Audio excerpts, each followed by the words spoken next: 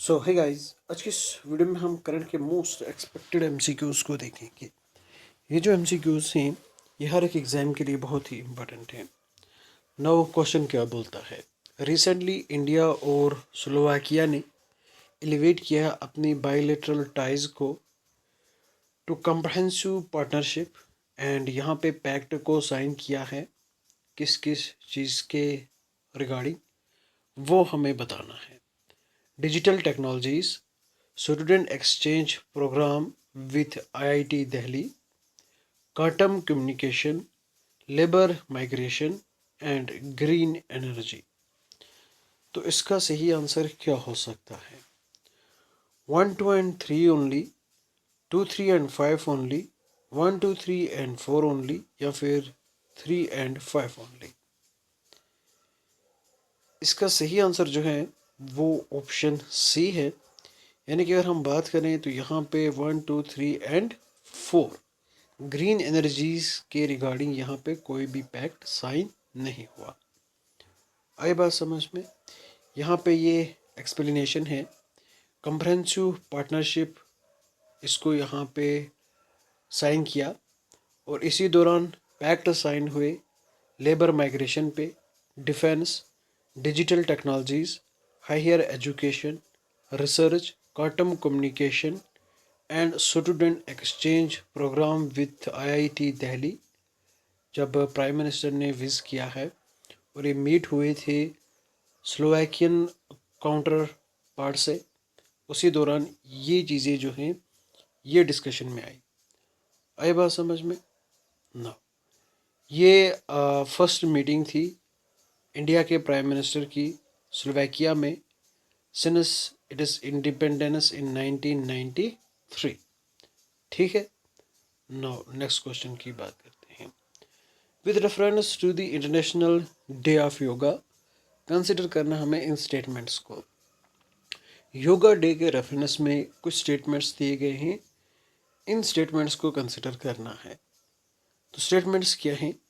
International day of yoga, क्या इसको भारत ने प्रपोज किया है? थीम जो है ईयर 2026 के लिए वो योगा फॉर हेल्दी एजिंग के लिए है। ठीक है, the theme is yoga for healthy ageing. And international day of yoga, इसको ऑब्जर्व किया जाता है every year on the spring equinox in the northern hemisphere. And international day of yoga is celebrated only by member countries of the United Nations. तो इसका सही answer क्या हो सकता है? ओनली 1, ओनली 2, ओनली 3 या फिर ऑल 4? तो सही आंसर की बात करें तो option B is the correct answer, यानी कि ओनली 2। कौन कौन से दो करेक्ट आंसर हैं? अगर हम स्टेटमेंट सेकंड की बात करें तो ये वाला हमारा करेक्ट है। ठीक है, सेकंड थीम जो है वो योगा फॉर हेल्दी एजिंग, इसकी theme yoga for healthy ageing है। स्टेटमेंट 1 भी करेक्ट है, इसको प्रपोज किया था इंडिया ने। एंड वहीं अगर हम बात करें तो अपने स्टेटमेंट फोर्थ की, स्टेटमेंट फोर्थ करेक्ट नहीं है। इसको सेलिब्रेट किया जाता है globally, governments, organisations and communities including UN members and other states. ठीक है, एंड इसको ऑब्जर्व किया जाता है ऑन 21 जून। तो इस समय पे समर सोलिस्टिस होता है इन नॉर्दर्न हेमिस्फीयर, ना कि इक्विनॉक्स। किस दौरान? समर सोलिस्टिस के दौरान। आपने ज्योग्राफी में पढ़ा होगा summer solstice and winter solstice, और summer equinox and winter equinox. ठीक है, आई बात समझ में? तो नेक्स्ट क्वेश्चन की ओर चलते हैं। नेक्स्ट क्वेश्चन क्या बोलता है? With reference to the US Pacific Command, US Pacific Command consider करना है इन स्टेटमेंट्स को। तो ये कमांड करता है एरियाज ऑफ रिस्पॉन्सिबिलिटी, इसमें हमारे पास हाफ ऑफ अर्थ सरफेस है, ठीक है। From west coast of US to the western border of India and from Antarctica to the north पोल।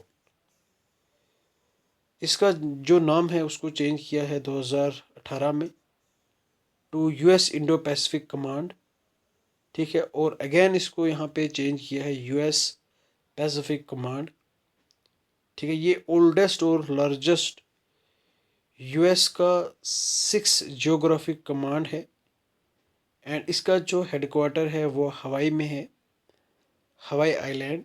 तो इसका सही आंसर कौन सा हो सकता है?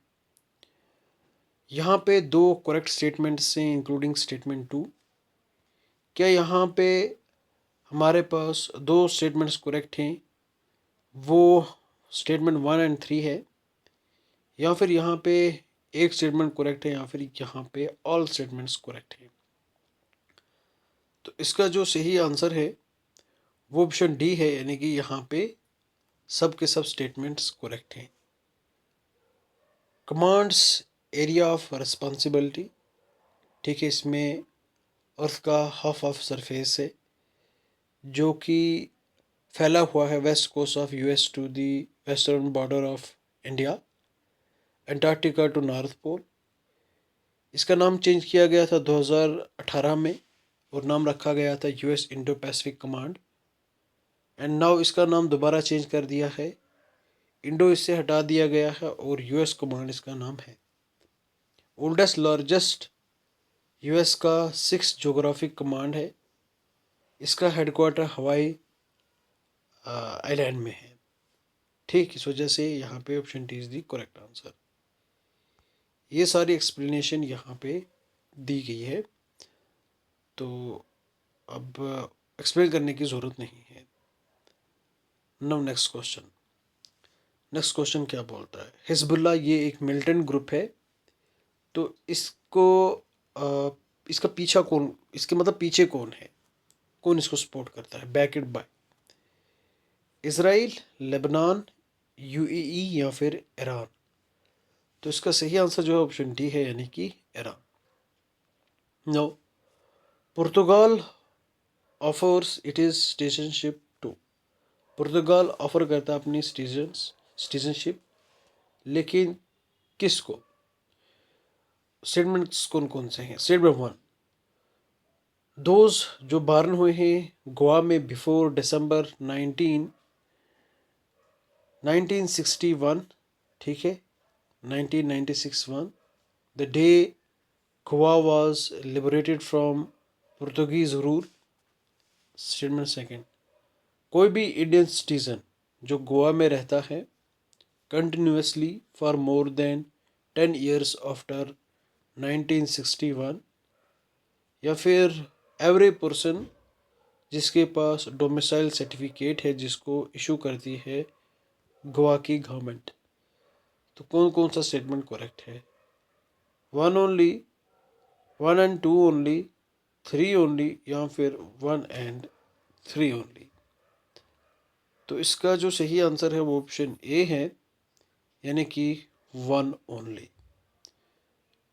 जो बॉर्न हुए हैं गोवा में बिफोर दिसंबर 1961, तो उनको पुर्तगीज जो है, पुर्तगाल जो है वो क्या करती है? सिटीजनशिप देती है, ठीक है। आई बात समझ में? 1961 में गोवा को यहाँ पे इंडिया में इंक्लूड किया, तो उसके बाद के जो भी यहाँ पे बॉर्न हुए उनको सिटीजनशिप नहीं दी जाती। अलबत्ता जो दिसंबर 1961 से पहले जिनका जन्म हुआ है गोवा में, उनको पुर्तगाल जो है वो सिटीजनशिप ऑफर करता है। आई होप आपको ये जो क्वेश्चंस हैं ये पसंद आए होंगे। प्लीज़ वीडियो को लाइक करना और चैनल को सब्सक्राइब करना। Thank you and bye bye.